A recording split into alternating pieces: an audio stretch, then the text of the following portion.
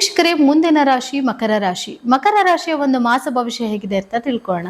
Madam, ಮುಂದಿನ ರಾಶಿ ಮಕರ ರಾಶಿ. ಮಕರ ರಾಶಿಯ ಒಂದು ಏಪ್ರಿಲ್ ತಿಂಗಳ ಮಾಸ ಭವಿಷ್ಯ ಹೇಗಿದೆ ಅಂತ ತಿಳಿಸ್ಕೊಳ್ಳಿ. ಖಂಡಿತ. ನೋಡಿ, ಮಕರ ರಾಶಿಯವರಿಗೆ 2ರಲ್ಲಿ ರಾಹುವಿನ ಒಂದು ಸಂಚಾರ ಇದೆ, 3ನೇ ಮನೆಯಲ್ಲಿ ಶನಿಯ ಒಂದು ಸಂಚಾರ ಇದೆ, ಅದೇ ಜಾಗದಲ್ಲಿ ಕುಜ ಬುಧ ಇವರ ಸಂಚಾರ ಕೂಡ ಇದೆ. ಸೊ ರಾಹುವಿನ ಸಂಚಾರ 2ನೇ ಮನೇಲಿ ಇರೋದ್ರಿಂದ ಇವ್ರಿಗೇನಂತಂದ್ರೆ ಗುರು ದೃಷ್ಟಿ ಕೂಡ ಅಲ್ಲೇ ಬಿದ್ದಿದೆ. ಮಾತು ಕಂಟ್ರೋಲ್ ಇರೋದಿಲ್ಲ, ಅಂದ್ರೆ ಕೋಪ ತಡೆಯಕ್ಕಾಗದಿರ ಏನ್ ಬೇಕಾದ್ರೂ ಮಾತಾಡ್ಬಿಡ್ತಾರೆ. ಸ್ವಲ್ಪ ಕೆಟ್ಟ ಮಾತುಗಳು ಇವ್ರ ಬಾಯಲ್ಲಿ ಬರಕ್ ಸ್ಟಾರ್ಟ್ ಆಗ್ಬಿಡುತ್ತೆ. ಸೊ ಅದನ್ನ ಸ್ವಲ್ಪ ಅವಾಯ್ಡ್ ಮಾಡ್ಕೋಬೇಕು. ಅದರಿಂದನೇ ಫ್ಯಾಮಿಲಿನಲ್ಲಿ ಕೆಲವೊಂದು ಡಿಸ್ಟರ್ಬೆನ್ಸ್ ಆಗೋ ಚಾನ್ಸಸ್ ಇರುತ್ತೆ. ಮತ್ತೆ ಇವ್ರ ಫ್ಯಾಮಿಲಿಯಲ್ಲಿ ಯಾರಿಗಾದ್ರೂ ಸ್ವಲ್ಪ ಹೆಲ್ತ್ ಇಶ್ಯೂಸ್, ಅದರಲ್ಲೂ ಏನು ಹಾರ್ಟ್ ಪ್ರಾಬ್ಲಮ್ಸ್ ಆಗಿರ್ಬೋದು ಅಥವಾ ರಕ್ತದಲ್ಲಿ ಸ್ವಲ್ಪ ಪ್ರಾಬ್ಲಮ್ಸ್ನ ನೋಡ್ಬೇಕಾಗಿ ಬರುತ್ತೆ. ಸೊ ಈ ವಿಷಯದಲ್ಲಿ ಯಾರಾದ್ರೂ ಆರೋಗ್ಯ ಕೆಟ್ಟಿದ್ರೆ ಅವ್ರನ್ನ ಸ್ವಲ್ಪ ಕೇರ್ಫುಲ್ ಆಗಿ ನೋಡ್ಕೊಳ್ಳೋದು ಒಳ್ಳೇದು. ಕುಟುಂಬ ಅಂದಿದ್ ಮಾತ್ರಕ್ಕೆ ನಿಮ್ಮ ಮನೆಗೆ ಸಂಬಂಧಪಟ್ಟಿದ್ದೆ ಅಂತಲ್ಲ, ದೂರದಾಗಿರ್ಬೋದು, ದೊಡ್ಡಪ್ಪ ಚಿಕ್ಕಪ್ಪ ಅಥವಾ ಇನ್ಯಾರೋ ಮಾವ ಅತ್ತೆ, ಈ ತರ ಸ್ವಲ್ಪ ದೂರದ ಸಂಬಂಧಿಗಳಲ್ಲಿ ಕೆಲವೊಂದು ಸಮಸ್ಯೆಗಳಾಗೋ ಚಾನ್ಸಸ್ ಇರುತ್ತೆ. ಆದ್ರೆ ಹಣಕಾಸು ಅಂತ ಬಂದಾಗ ಹಣಕಾಸಿನ ಅಭಿವೃದ್ಧಿ ತುಂಬಾ ಚೆನ್ನಾಗಿರುತ್ತೆ. ರಾಹು ಏನೇ ಕೊಟ್ಟರು ಜಾಸ್ತಿ ಕೊಡ್ತಾನೆ. ಆದ್ರೆ ಇನ್ವೆಸ್ಟ್ಮೆಂಟ್ಗೆ ಒಳ್ಳೆ ಟೈಮ್ ಅಲ್ಲ ಇದು. ಇನ್ವೆಸ್ಟ್ಮೆಂಟ್ ಏನಾದ್ರು ಮಾಡಕ್ ಬಂದಾಗ ರಾಂಗ್ ಆಗಿ ಡಿಸಿಷನ್ ತಗೊಂಡು ಇನ್ವೆಸ್ಟ್ಮೆಂಟ್ ಮಾಡೋದು, ಅದು ಮತ್ತೆ ಅದರಿಂದ ಒಂದೇನೋ ನೆಗೆಟಿವಿಟಿ ಆಗುವಂತದ್ದು ಸಾಧ್ಯತೆ ಇರುತ್ತೆ. ಸೊ ಈ ವಿಷಯದಲ್ಲಿ ಸ್ವಲ್ಪ ಕೇರ್ಫುಲ್ ಆಗಿದ್ರೆ ಒಳ್ಳೇದು. ಗುರು ದೃಷ್ಟಿ ಬೀಳ್ತಿರೋದ್ರಿಂದ ಏನು ಅಂತ ನೆಗೆಟಿವಿಟಿ ಆಗಕ್ ಬಿಡಲ್ಲ. ಆದ್ರೂ ಕೂಡ ಸ್ವಲ್ಪ ವಿಚಾರ ಮಾಡಿ ಹೆಜ್ಜೆ ಮುಂದೆ ಇಟ್ರೆ ಒಳ್ಳೇದಾಗತ್ತೆ. ಇನ್ನು 3ರಲ್ಲಿ ಇವರ ರಾಶಾಧಿಪತಿ ಶನಿ ಕುತ್ಕೊಂಡಿದ್ದಾನೆ. ಇವರನ್ನು ಸೋಷಿಯಲ್ ಮೀಡಿಯಾದಲ್ಲಿ ವರ್ಕ್ ಮಾಡ್ತಿದ್ದಾರೆ ಅಂದ್ರೆ ಒಳ್ಳೆ ಹೆಸರನ್ನ ಮಾಡ್ತಾರೆ. ಸೋಷಿಯಲ್ ಮೀಡಿಯಾದಲ್ಲಿ ತುಂಬಾ ಶೈನ್ ಆಗ್ತಾರೆ ಇವರು.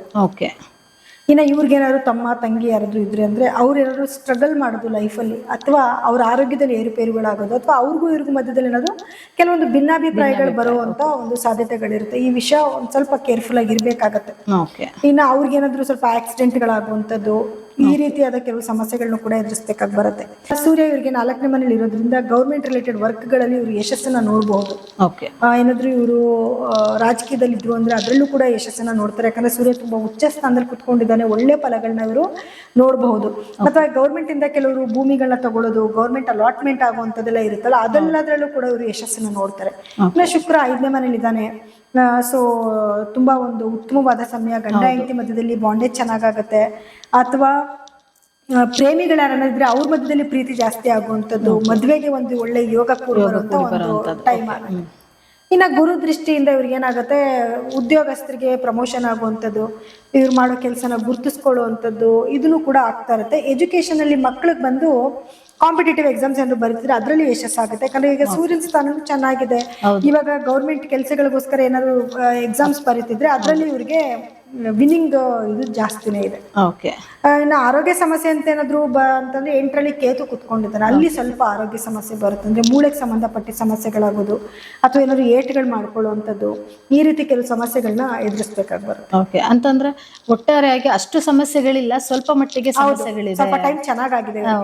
ಚೆನ್ನಾಗಿದೆ ಅಂತಂದ್ರೆ ನಮ್ಮ ಹುಷಾರಲ್ಲಿ ನಾವಿರ್ಬೇಕು ಅಂತ ಅಲ್ವಾ? ಸೊ ಹಾಗಿದ್ದಾಗ ಒಂದು ಸಣ್ಣ ಪುಟ್ಟ ಪರಿಹಾರಗಳನ್ನ ಮಾಡ್ಕೊಳ್ಳೋದಾದ್ರೆ ಯಾವ ರೀತಿ ಪರಿಹಾರ ಮಾಡ್ಕೊಳ್ಳೋದು? ಖಂಡಿತ.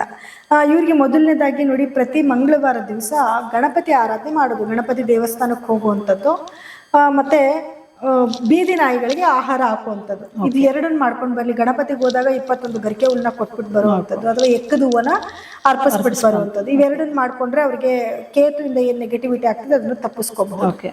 ಇನ್ನೇನ್ ಅಂತ ನೆಗೆಟಿವಿಟೀಸ್ ಅಂತ ಏನು ಇಲ್ಲ ಇವ್ರಿಗೆ. ಇನ್ನು ರಾಹು ಅಂತ ನೋಡಕ್ ಬಂದಾಗ 2ನೇ ಮನೇಲೆ ರಾಹು ಇದೆ. ದುರ್ಗಾದೇವಿ ಆರಾಧನೆ ಜಾಸ್ತಿ ಮಾಡ್ಬೇಕಾಗತ್ತೆ. ಎಷ್ಟು ಇವರು ದುರ್ಗಾದೇವಿ ಆರಾಧನೆ ಮಾಡ್ತಾರೋ ಅಷ್ಟು ಉತ್ತಮವಾದ ಫಲಗಳಂದ್ರೆ ಶುಕ್ರವಾರದ ದಿವಸ ದುರ್ಗಾದೇವಿ ದೇವಸ್ಥಾನಕ್ಕೆ, ಅದರಲ್ಲೂ ರಾಹುಗಾಲದಲ್ಲಿ ಹೋದ್ರೆ ಇನ್ನೂ ಒಳ್ಳೆ ಫಲಗಳನ್ನ ಇವರು ನೋಡ್ಬಹುದು.